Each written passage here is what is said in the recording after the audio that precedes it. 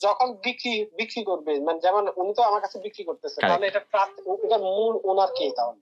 So ট্রাস্টের মূল ওনার trust যেভাবে সেট করছে ওইভাবে আরকি মোস্ট লাইকলি সবাই ট্রাস্ট মানে না, সবাই না। উনি যেহেতু এক্সিস্ট আছে এখনো, মানে বেঁচে আছে। বেঁচে আছে, মোস্ট লাইকলি উনি আরকি। অথবা মনে করেন ট্রাস্টটা যেভাবে সেট আপ করছে, ট্রাস্টে যদি বইলা থাকে যে ওকে ট্রাস্টের সব ডিসিশন এই পারসনটা মেক করবে, ওই পারসনটা মেক করতে হবে।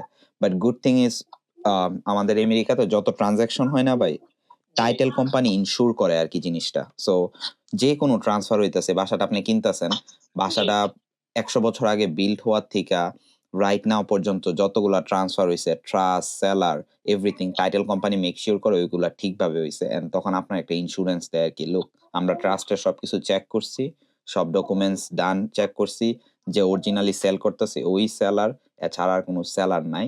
দিয়ে আপনার ইন্স্যুরেন্সটা দেয় আরকি ভাই, বুঝছেন?